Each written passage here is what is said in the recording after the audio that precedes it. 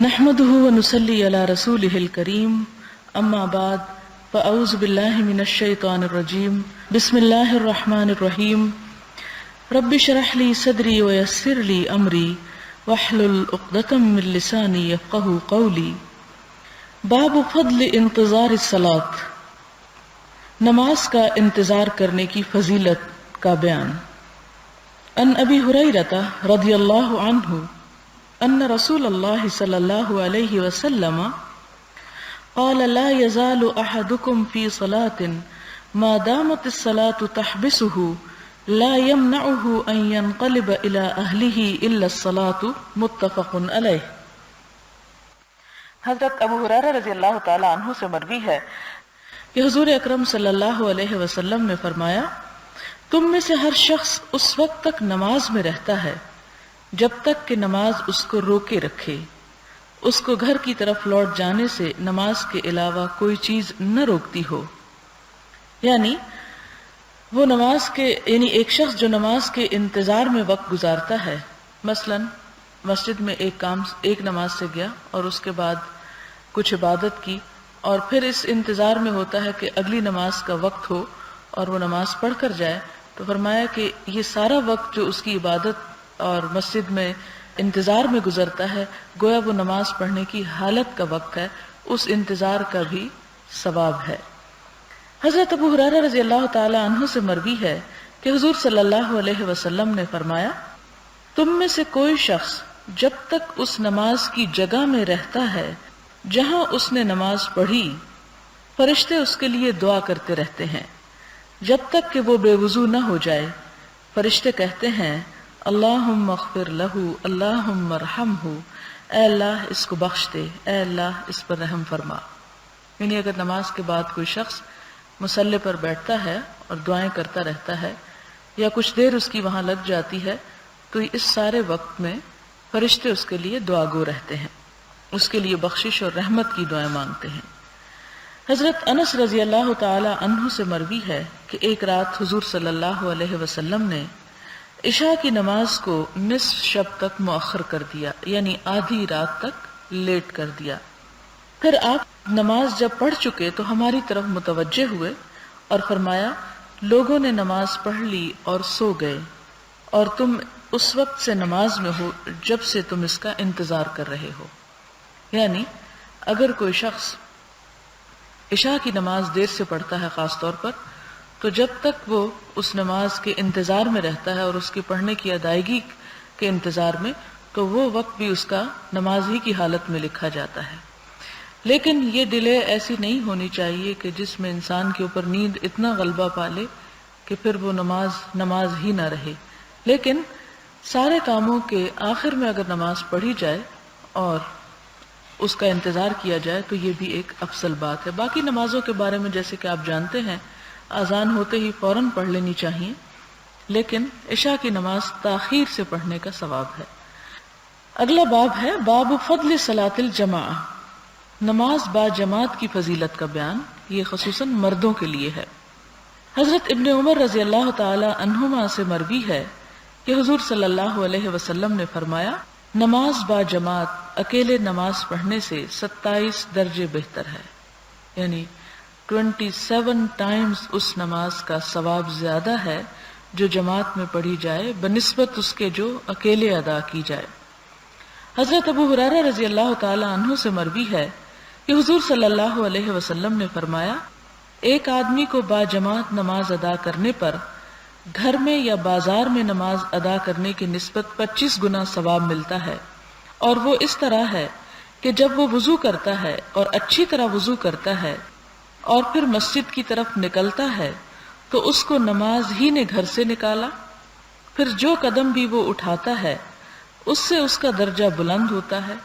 اور جب وہ نماز پڑھتا ہے تو جب تک وہ اپنی جگہ پر رہتا ہے فرشتے اس کے لیے دعا کرتے رہتے ہیں، اور اپنی جگہ سے مراد یہاں مسجد ہے۔ اور کیا دعا کرتے ہیں؟ اے اللہ اس پر مہربانی فرما، اللہم صلی علیہ، اے اللہ اس پر رحم فرما، اللہم ارحمہ۔ اور وہ نماز ہی میں رہتا ہے جب تک کہ نماز کا انتظار کرتا رہتا ہے۔ یہ بخاری کی روایت ہے۔ اگلی حدیث حضرت ابو ہریرہ رضی اللہ تعالی عنہ سے مروی ہے، فرمایا ایک نابینا آدمی حضور صلی اللہ علیہ وسلم کی خدمت میں حاضر ہوا اور عرض کیا، یا رسول اللہ صلی اللہ علیہ وسلم، میرا کوئی رہنما نہیں جو مجھے مسجد میں لے جائے۔ اس نے حضور صلی اللہ علیہ وسلم سے درخواست کی کہ آپ اس کو گھر ہی میں نماز ادا کرنے کی اجازت دے دیں، تو آپ نے اس کو اجازت دے دی۔ پھر جب وہ واپس پلٹا تو آپ نے اس کو بلایا اور فرمایا، کیا تم نماز کے لیے آذان کی آواز سنتے ہو؟ اس نے عرض کیا، ہاں یا رسول اللہ صلی اللہ علیہ وسلم۔ آپ نے فرمایا، تو پھر آذان کی آواز پر لبیک کہا کرو، یعنی جو کچھ مؤذن کہتا ہے وہ ضرور کہا کرو۔ اس سے یہ بات پتہ چلتی ہے کہ نابینا انسان کے لیے رخصت ہے، وہ گھر پر بھی نماز پڑھے تو اس پر کوئی حرج نہیں، اور اسے وہی اجر و ثواب ملے گا جو مسجد جانے کا ہے۔ اور یہ اس لیے کہا گیا کہ وہ بلا وجہ دوسرے کو مشقت میں مبتلا نہ کرے، کیونکہ اکیلا اس کا جانا اگر ناممکن ہو، خاص طور پر۔ جی، ترجمے میں یہ جو عربی عبارت ہے اس میں لکھا ہے قال فاجب۔ فاجب کا مطلب ہے جواب دیا کرو۔ اس میں ہے کہ حل تسمع النداء، کیا تم آواز ندا کا مطلب آذان سنتے ہو، بالصلاۃ نماز کی؟ قال نعم۔ قال فاجب، تو پھر جواب دیا کرو، یعنی لبیک کہا کرو۔ وعن عبد الله وقيل عمرو بن قيس المعروف بابن مكتوم المؤذن رضي الله عنه انه قال يا رسول الله ان المدينة كثيرة الهوام والسباع، فقال رسول الله صلى الله عليه وسلم تسمع حي على الصلاة حي على الفلاح فحي هلا۔ حضرت عبداللہ اور ایک قول کے مطابق عمرو بن قیس جو ابن مکتوم کے نام سے مشہور ہیں اور مؤذن تھے، رضی اللہ تعالی عنہ سے مروی ہے کہ انہوں نے عرض کیا، یا رسول اللہ صلی اللہ علیہ وسلم، مدینہ طیبہ میں زہریلے کیڑے اور درندے بکثرت ہیں۔ تو حضور صلی اللہ علیہ وسلم نے فرمایا، تم حی علی الصلاۃ اور حی علی الفلاح کی آواز سنتے ہو تو آؤ، یعنی راستوں میں کیڑے مکوڑے کا ہونا یا درندوں کا ہونا یہ عذر نہیں کہ جس کی وجہ سے گھر نماز پڑھ لی جائے، کیونکہ اس طرح تو کوئی بھی سفر اور کوئی بھی راستہ کسی خطرے یا مشقت سے خالی نہیں ہو سکتا۔ حضرت ابو ہریرہ رضی اللہ تعالی عنہ سے مروی ہے کہ حضور صلی اللہ علیہ وسلم نے فرمایا، اس ذات کی قسم جس کے قبضہ قدرت میں میری جان ہے، میں نے یہ ارادہ کیا کہ لکڑیاں اکٹھی کرنے کا حکم دوں، پھر نماز کا حکم دوں اور آذان کہی جائے، پھر ایک آدمی کو حکم دوں اور وہ لوگوں کی امامت کرائے، اور پھر میں ان لوگوں کی طرف جاؤں جو جماعت میں حاضر نہیں ہوئے اور ان کے گھروں کو آگ لگا دوں۔ یہ بخاری اور مسلم کی روایت ہے، یعنی آپ صلی اللہ علیہ وسلم نے ان لوگوں پر سخت غصے کا اظہار فرمایا جو آذان کی آواز سن کر گھروں میں ہی نماز پڑھ لیں۔ حضرت ابن مسعود رضی اللہ تعالی عنہ سے مروی ہے، فرمایا، جسے یہ بات پسند ہے کہ کل یعنی قیامت کے دن اسلام کی حالت میں اللہ تعالیٰ سے ملے، تو اسے چاہیے کہ ان نمازوں کی پابندی کرے جبکہ ان کے لیے آذان کہی جائے، کیونکہ اللہ تعالیٰ نے تمہارے نبی کریم صلی اللہ علیہ وسلم کے لیے ہدایت کے طریقے مشروع فرمائے ہیں، اور یہ نمازیں ہدایت کے طریقوں میں سے ہیں۔ اور اگر تم گھروں میں نماز پڑھو جس طرح یہ پیچھے رہ جانے والا اپنے گھر میں نماز پڑھتا ہے، تو تم نے اپنے نبی کریم صلی اللہ علیہ وسلم کی سنت کو چھوڑ دیا، ترک کر دیا، اور اگر تم اپنے نبی صلی اللہ علیہ وسلم کی سنت کو ترک کر دو گے یعنی چھوڑ دو گے تو گمراہ ہو جاؤ گے۔ اور میں نے دیکھا کہ ہم میں سے وہی شخص جماعت سے پیچھے رہتا ہے جو منافق ہے اور جس کا نفاق ظاہر ہے، اور بلا شبہ ایک آدمی کو دو آدمی سہارا دے کر لاتے اور اس کو صف میں کھڑا کر دیا جاتا تھا۔ اس سے بہت ساری باتیں پتہ چلتی ہیں، اس حدیث کو دوبارہ تفصیل سے دیکھتے ہیں۔ پہلی بات تو یہ کہ جو شخص یہ پسند کرتا ہو کہ وہ قیامت کے دن ایک مسلمان کی حیثیت سے اٹھے اور اسلام کی حالت میں اللہ تعالیٰ کی ملاقات کرے، تو اسے چاہیے کہ جب آذان کہی جائے تو اس وقت اس آذان کا جواب دے اور نماز کی پابندی کرے اور ہدایت کے طریقے کی پابندی کرے۔ اور وہ کیا ہے کہ حضور صلی اللہ علیہ وسلم کی سنت کے مطابق مسجد میں جائے، کیونکہ جس نے میری سنت کو ترک کر دیا تو وہ گمراہ ہو گیا۔ گویا مسجد میں جانا اسلام کے شعائر میں سے ہے، اسلام کی پہچان ہے، اور مسجدیں تعمیر ہی اس لیے کی جاتی ہیں کہ وہاں پر نماز پڑھی جائے، ادروائز تو وہ ایک صرف میوزیم ہو کر رہ جائیں گی۔ اسلامک فیوچر ایک رسالہ ہے، ریاض سے نکلتا ہے، اس میں دنیا بھر کے مختلف حالات اور اسلام پر مبنی کئی مضامین ہوتے ہیں۔ تو اس میں ایک اٹلی کی مسجد کے بارے میں کہا گیا کہ شاہ فیصل شہید نے وہ مسجد تعمیر کرائی تھی، اور اس کے لیے نہ صرف یہ کہ مال دیا بلکہ بہت تگ و دو کی، بہت جد و جہد کی، کیونکہ روم کے اندر مسجد بنانے کی اجازت نہیں تھی۔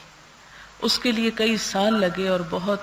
اعلیٰ سطح پر نیگوشیشن کے بعد وہ مسجد تو تعمیر ہو گئی، لیکن وہ اس طرح کی تعمیر ہے کہ باہر سے دیکھنے سے ایک شخص کو مسجد نام کی شے نظر نہیں آتی، نمبر ایک۔ دوسری بات یہ ہے کہ کوئی شخص واشنگٹن سے اٹلی میں آیا اور اس نے یہ سوچا کہ نماز کا وقت ہے تو ہم مسجد نماز پڑھتے ہیں اور اس کے ساتھ ہی اس کو وزٹ بھی کر لیتے ہیں۔ وہ وہاں پر پہنچتا ہے اور کہتا ہے کہ اس پر تالے پڑے ہوئے تھے۔ ہم نے معلوم کیا کہ یہ تو نماز کا وقت ہے تو مسجد لاکڈ کیوں ہے؟ تو انہوں نے کہا کہ یہ صرف جمعے کی نماز کے لیے کھلتی ہے، اور اس ملینز آف ڈالرز کی وہ مسجد تعمیر ہوئی۔ پھر اس کے بعد یہ تھا کہ ہم نے تھوڑا تردد کیا کہ ہم بہت دور سے آئے ہیں اور مسجد وزٹ کرنا چاہتے ہیں، تو ہمیں اجازت دی جائے۔ تو انہوں نے کہا کہ اگر آپ مسجد وزٹ کرنا چاہتے ہیں تو فلاں اور فلاں دن 9 سے شاید 11 بجے کو 2 گھنٹے کا ٹائم تھا، وہ سیاحوں کا ٹائم ہوتا ہے مسجد کو دیکھنے کے لیے، تو اس وقت آپ آ سکتے ہیں۔ تو اس پر وہ پھر تبصرہ کرتا ہے آگے جا کر مضمون نگار یا وہ جو سیاح تھا کہ میں نے یہ سوچا کہ یہ مسجد ہے یا کوئی میوزیم ہے، ایک تاریخی مقام یا ایک بہترین تعمیر کے نمونے کے طور پر کھولا جاتا ہے اور نماز کے اوقات میں سے نہیں کھولا جاتا۔ اور یہ کہاں ہے مسلمان ملکوں کے سفراء اور کہاں ہیں وہ کاؤنسلرز جو اس ملک میں ہوتے ہوئے اس مسجد کو کھولنے کے لیے یا کھلوانے کے لیے کوئی تگ و دو نہیں کرتے۔ اور ساتھ ہی یہ کہ کیا مسجد کا مطلب صرف اس میں جمعہ کی نماز ہے، حالانکہ مسجد تو بنائی ہی اس لیے جاتی ہے کہ اس میں 5 وقت کی نماز پڑھی جائے اور آذان دی جائے۔ اور یہ تو ویسے بھی آپ کو معلوم ہوگا کہ کسی بھی یورپین کنٹری میں اونچی آواز میں آذان دینے کی اجازت نہیں، صرف اتنی آذان دے سکتے ہیں کہ جو 4 دیواری کے اندر ہی جس کی آواز رہے۔ برمنگھم میں ایک مرتبہ بہت تگ و دو کے بعد مسلمانوں نے آذان کی اجازت لی، لیکن اس پر بہت ہنگامہ اور شور ہوا، بالآخر وہ فیصلہ واپس ہو گیا۔ لیکن اٹلی کی اس مسجد کے بارے میں تو بہت افسوس سے یہ کہا جاتا ہے، آپ دیکھیں کہ دنیا بھر میں جہاں کہیں کوئی عبادت گاہ ہے، خواہ وہ سینیگاگ ہو، خواہ وہ چرچ ہو، خواہ وہ مندر ہو، عبادت گاہیں ہمیشہ کھلی رہتی ہیں اور ان کے کھلنے کے اوقات محدود یا مخصوص نہیں ہوتے، اور عبادت گاہیں سب کے لیے عام ہوتی ہیں، اس میں یہ بھی شرط نہیں ہوتی کہ کوئی ایک خاص فرقے کا شخص اس میں داخل ہوگا، اور مسجدیں بھی اس میں شامل ہیں۔ یہی وجہ ہے کہ ہم دیکھتے ہیں کہ حضور صلی اللہ علیہ وسلم کی مسجد میں جہاں مسلمان آتے تھے وہاں غیر مسلم وفود بھی آپ سے ملاقات کیا کرتے تھے۔ لیکن اس سے ہم اندازہ لگا سکتے ہیں کہ ہم بطور مسلمان امت کتنے کمزور ہیں کہ ہم اتنے بڑے ملک یا شہر میں اپنی مسجد کو کھلا بھی نہیں رکھ سکتے۔ تو بہرحال یہاں چونکہ مسجدوں کا ذکر آیا تو چلتے چلتے آپ کو یہ قصہ سنا دیا ہے۔ تو فرمایا یہ جا رہا ہے کہ اگر تم نے گھروں میں نماز پڑھی تو یہ میری سنت کو چھوڑنے کے برابر ہوگا، اور اگر سنت کو چھوڑ دیا گیا تو تم گمراہ ہو جاؤ گے۔ اور میں نے دیکھا کہ ہم میں سے صرف وہی شخص جماعت سے پیچھے رہتا تھا جو منافق ہے، یعنی آپ صلی اللہ علیہ وسلم کے زمانے میں کسی سچے مومن کے لیے یہ تصور بھی نہیں کیا جا سکتا تھا کہ وہ مسجد میں نماز نہ پڑھے، اور جس کا نفاق ظاہر ہے، اور بلا شبہ ایک آدمی کو 2 آدمی سہارا دے کر لاتے اور اسے صف میں کھڑا کر دیا جاتا،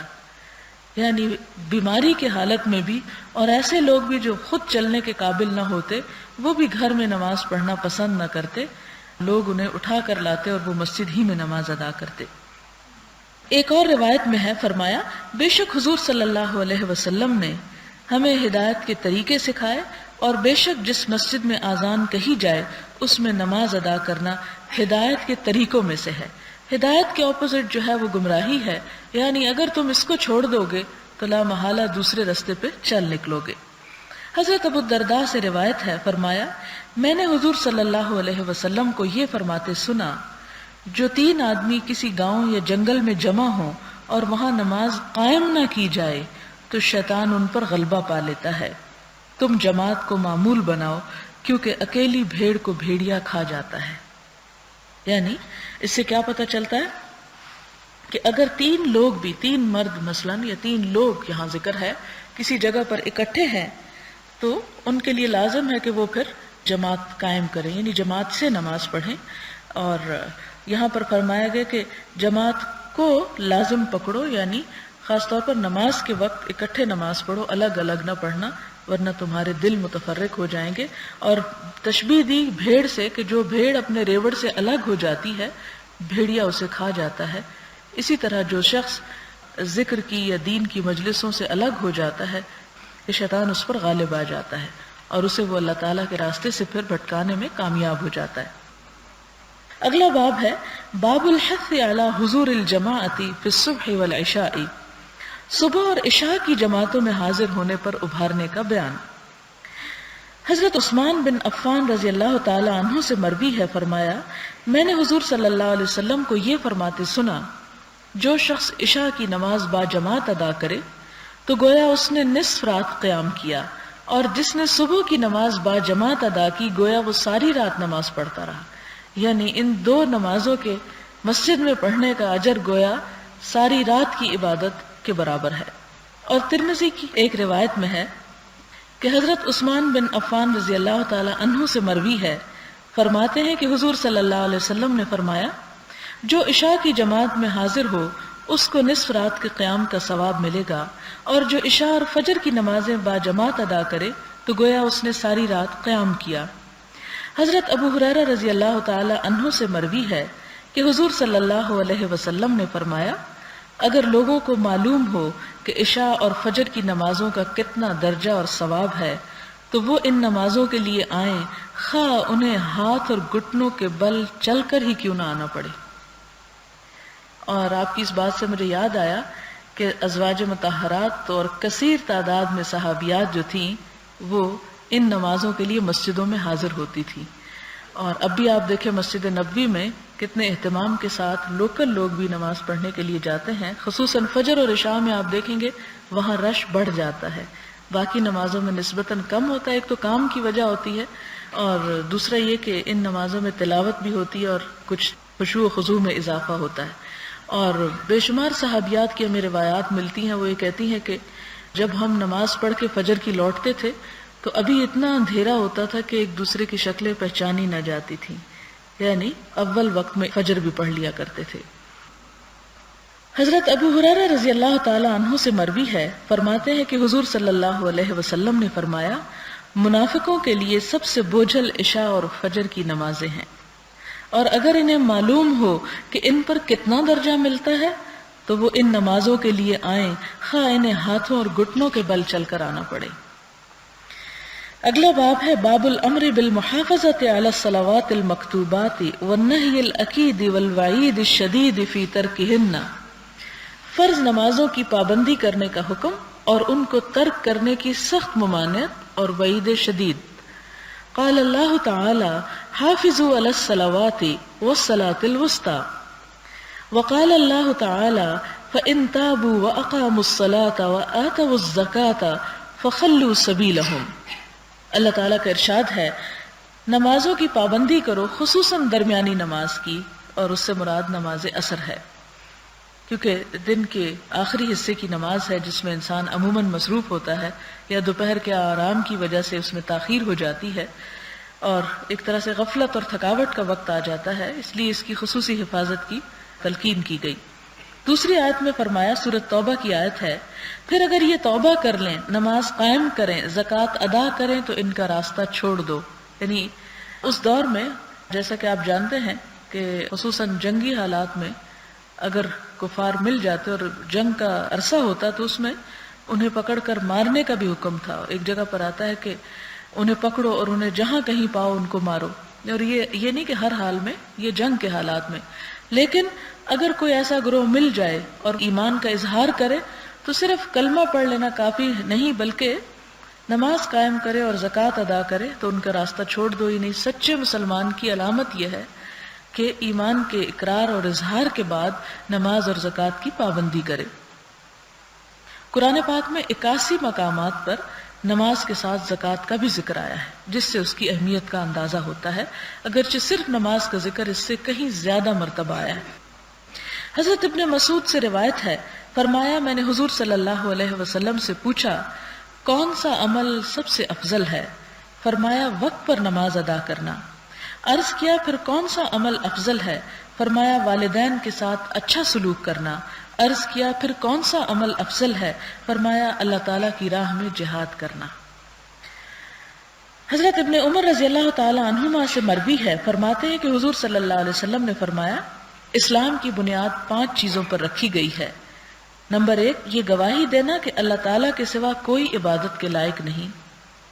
اور یہ گواہی دینا کہ محمد صلی اللہ علیہ وسلم اللہ کے رسول ہیں. نمبر 2 نماز قائم کرنا. نمبر 3 زکوٰۃ ادا کرنا. نمبر 4 بیت اللہ کا حج کرنا. اور نمبر 5 رمضان کے روزے رکھنا.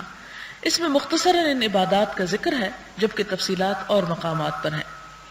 حضرت ابن عمر رضی اللہ تعالی عنہما سے مروی ہے، فرماتے ہیں کہ حضور صلی اللہ علیہ وسلم نے فرمایا مجھے حکم دیا گیا ہے کہ میں لوگوں سے جنگ کروں حتیٰ کہ وہ یہ گواہی دیں کہ اللہ تعالیٰ کے سوا کوئی عبادت کے لائق نہیں، اور یہ کہ محمد صلی اللہ علیہ وسلم اللہ کے رسول ہیں، اور نماز قائم کریں، زکوٰۃ ادا کریں، اور اگر وہ یہ احکام بجا لائیں تو انہوں نے اپنی جانوں اور مالوں کو مجھ سے محفوظ کر لیا. ہاں اسلام کا حق باقی رہے گا اور ان کا حساب اللہ تعالیٰ کے ذمہ قدرت پر ہے. اسی حدیث کی بنیاد پر حضرت ابوبکر صدیق رضی اللہ تعالیٰ عنہ نے مانعین زکوٰۃ یعنی جو لوگ زکوٰۃ سے انکار کر رہے تھے ان کے خلاف جنگ کی تھی. جب ان سے پوچھا گیا کہ وہ تو کلمہ پڑھتے ہیں، آپ ان کے خلاف کیسے ہتھیار اٹھائیں گے؟ انہوں نے یہی حدیث کوٹ کی اور اس سے اوپر جو آیت ہے کہ اگر وہ توبہ کریں اور نماز قائم کریں اور زکوٰۃ دیں تو ان کا راستہ چھوڑ دو. لیکن ایک بات یہاں پر یاد رہے کہ اس کا یہ مطلب نہیں کہ جو شخص آپ کو نماز نہ پڑھتا ملے اس کی آپ گردن اڑا دیں،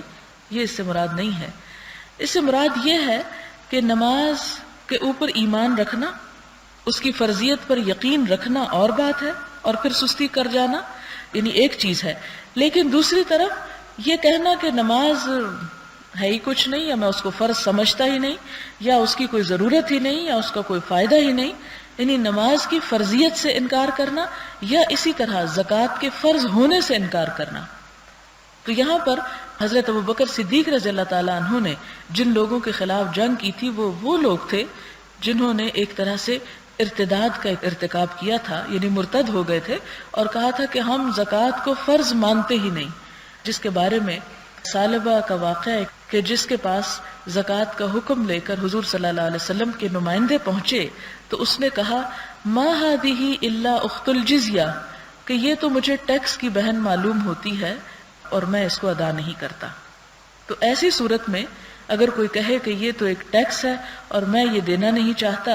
اسے اللہ تعالیٰ کی طرف سے ایک فریضہ نہ سمجھے تو اس کے خلاف پھر جنگ کی جا سکتی ہے. لیکن ایک عام شخص جو مانتا تو ہے کہ دینی چاہیے لیکن صرف اپنے سستی اور غفلت اور لاپرواہی کی وجہ سے اس کو نہیں ادا کرتا، تو اس کی تنبیہ اور وعید کچھ اور ہے. پھر اس کے بعد حضرت معاذ رضی اللہ تعالی عنہ سے مروی ہے، فرمایا مجھے حضور صلی اللہ علیہ وسلم نے یمن کی طرف بھیجا اور ارشاد فرمایا تم اہل کتاب کے ایک گروہ کے پاس جاؤ، تم ان کو اس بات کی دعوت دو کہ وہ یہ گواہی دیں کہ اللہ تعالیٰ کے سوا کوئی عبادت کے لائق نہیں، اور میں یعنی حضرت محمد صلی اللہ علیہ وسلم اللہ تعالیٰ کا رسول ہوں. اور اگر وہ تمہاری اس بات کو مان لیں تو انہیں بتاؤ کہ اللہ تعالیٰ نے ہر دن اور رات میں ان پر 5 نمازیں فرض کی ہیں. اور اگر وہ تمہاری اس بات کو مان لیں تو انہیں بتاؤ کہ اللہ تعالیٰ نے ان پر صدقہ یعنی زکوٰۃ فرض کی ہے، جو ان میں سے امیروں سے لی جائے گی اور ان کے غریبوں کو دی جائے گی. اور اگر وہ اس حکم کی تعمیل کریں تو ان کے نفیس مال لینے سے پرہیز کرنا، یعنی عمدہ مال نہ نکالنا، اور مظلوم کی بد دعا سے ڈرنا، کیونکہ اس کے اور اللہ تعالیٰ کے درمیان کوئی حجاب نہیں ہے. یعنی چونکہ یہ مسئلہ جو ہے یہ ایمان سے متعلق ہے، ایمان سے متعلق ہے. بہرحال پھر وہ اسکالرس کا اپنا ایک اوپینین ہے، اور اس میں انہوں نے اس میں فرق نہیں کیا کہ اس کے اوپر بلیف کرنا اور اس کو چھوڑنا ایک ہی چیز ہے یا مختلف. لیکن عموماً جو جمہور علماء کا خیال ہے وہ یہ کہ اگر کوئی شخص اس کی فرضیت سے انکار کر دے کہ ہم مانتے ہی نہیں، وہ اور مسئلہ ہے. لیکن اگر کوئی شخص یہ کہے کہ ہاں میں مانتا ہوں، فرض ہے، اچھا آج پڑھوں گا، کل پڑھوں گا، کبھی پڑھ لے کبھی نہ پڑھے، تو اس کی بات اور ہے. اس کا یہ مطلب نہیں کہ وہ گناہ گار نہیں ہے. گناہ گار ہونا اور اللہ تعالیٰ کی پکڑ ہونا اور بات ہے، کیونکہ آخری پاروں میں آپ پڑھیں گے 29ویں پارے میں کہ ان سے پوچھا جائے گا مجرموں سے کہ ما سلککم فی سقر، کہ تمہیں جہنم میں کیا چیز لے گئی؟ تو وہ کہیں قالوا لم نک من المصلین، کہ ہم نماز پڑھنے والوں میں سے نہ تھے. اور دوسرا جرم کیا تھا؟ ولم نک نطعم المسکین، اور ہم مسکین کو کھانا نہیں کھلاتے تھے. تو وہ بھی زکوٰۃ اور صدقات کی طرف اس میں بھی اشارہ ملتا ہے نماز کے ساتھ. یہاں پر جو بات پتہ چل رہی ہے وہ نمازوں کے ساتھ زکوٰۃ، اور زکوٰۃ میں ایک اور خاص بات اگر آپ عربی عبارت کو دیکھیں تو اخذ من اغنیائہم فترد علی فقرائہم، کہ مسلمانوں ہی کے اغنیاء سے لی جائے گی، کفار سے نہیں لی جائے گی. تو رد علی فقرائہم، اور انہی مسلمانوں کے فقراء کو دی جائے گی، کفار کے فقراء کو نہیں دی جائے گی. یعنی کافر فقیر کو آپ ویسے صدقہ یا خیرات تو دے سکتے ہیں لیکن زکوٰۃ میں سے نہیں دے سکتے. اور اس کی بنیاد بھی یہی حدیث بنائی جاتی ہے کہ چونکہ کافروں سے مطالبہ نہیں کیا جاتا، زکوٰۃ لی نہیں جاتی، لہٰذا ان کے فقراء کو دی بھی نہیں جائے گی. ان سے جزیہ یا کوئی اور معاملہ کیا جا سکتا ہے جس میں سے پھر ان کے فقیروں کا حق دیا جائے گا. یہ فیصلہ کرنا کسی بھی حکومت کا پھر اپنا معاملہ ہے. لیکن انڈیویجولی کسی مسلمان کے لیے اگر وہ زکوٰۃ نکالتا ہے تو اسے اجازت نہیں کہ وہ کسی غیر مسلم کو دے. اور پھر ایک اور اہم بات اس حدیث سے پتہ چل رہی ہے کہ زکوٰۃ لینے والے لوگوں کا بہترین مال نہ چنیں. مثلا اونٹوں پر زکوٰۃ ہوتی تھی، بھیڑ بکریوں پر ہوتی تھی، تو ایسا نہ کریں کہ جو ان میں سے 40 بکریوں پہ اگر زکوٰۃ ہے تو ان میں سے بہترین بکری نکال لیں، سب سے زیادہ پلی ہوئی، کیونکہ وہاں تول کر زکوٰۃ نہیں لی جاتی، نگ پہ لی جاتی ہے. تو اس طرح جب ایک اس میں سے لینا ہو تو ہو سکتا ہے ایک بہت اچھا پلا ہوا بکرا ہو اور دوسرے ذرا مریل ہو، تو اب دینا تو جو مثلا ایک ہے، تو اس صورت میں لینے والے کو یہ تلقین کی گئی کہ تم ان کا عمدہ مال نہ چھیننا، وہ جو دے دیں اپنے شوق سے دیں. اور دینے والوں کو کیا کہا گیا کہ اللہ تعالیٰ کی راہ میں ردی مال نہ دو. اب یہ ہے دین سہولت. آپ صلی اللہ علیہ وسلم نے فرمایا تھا انما بعثت بالحنیفیۃ السمحۃ السہلۃ، کہ میں دین حنیف کے ساتھ بھیجا گیا ہوں جو بہت آسان اور بہت سہل ہے، اور اس میں بڑی سماحت ہے. سماحت کا مطلب ہے کہ جس میں دوسرے کی مروت اور دوسرے کا لحاظ رکھا جاتا ہے. اور یہاں بھی آپ دیکھیں کہ دونوں کو، دینے والے کو اور لینے والے کو اپنے اپنے طور پہ ذمہ دار قرار دیا جا رہا ہے. لینے والے سے مراد کون ہے؟ جو ٹیکس کلیکٹر جس طرح ہوتے ہیں، یہ زکوٰۃ کے عاملین علیہا جسے قرآن میں کہا گیا، کہ جو لوگوں کے گھروں میں یا لوگوں کے کھیتوں اور تجارت کی جگہوں پر جا کر حکومت کی طرف سے نمائندہ بن کر وہ زکوٰۃ کا مال وصول کر کے خزانے میں جمع کرائیں. ان سے کہا گیا کہ جب تم لینے لگو تو سختی نہ کرنا، اور ان سے وہ نہ لینا جو وہ نہ دینا چاہیں. اور دوسری طرف دینے والوں کو کیا کہا گیا کہ اللہ کی راہ میں دیتے ہوئے تم ناپسندیدہ چیزیں نہ چنو، جیسا کہ قرآن پاک میں آپ پڑھ چکے ہیں کہ الا ان تغمزوا، مگر یہ کہ تم خود ہی آنکھیں بند کر لو، اگر کوئی تمہیں دینا چاہے تو تم ایسی چیز اپنے لیے پسند نہ کرو گے. اور اسلام کی اصل روح کیا ہے؟ خاص طور پر حقوق العباد میں کہ تم اپنے مسلمان بھائی کے لیے وہی پسند کرو جو تم اپنے لیے پسند کرتے ہو. پھر اس کے بعد فرمایا کہ اور مظلوم کی بد دعا سے ڈرنا، یعنی کسی پر ظلم اور زیادتی نہ کرنا، کیونکہ اس کے اور اللہ تعالیٰ کے درمیان کوئی حجاب نہیں. یعنی صرف فرض چیز لینا، اس سے زیادہ مت کھینچنا اس سے، ورنہ اللہ تعالیٰ کے ہاں اس کی دعا جو ہے رد نہیں کی جائے گی. تمہارے ظلم اور جبر کے آگے اگر وہ نہیں بول سکے گا تو اللہ تعالیٰ اس کے طرف سے بدلہ لینے کے لیے کافی ہے.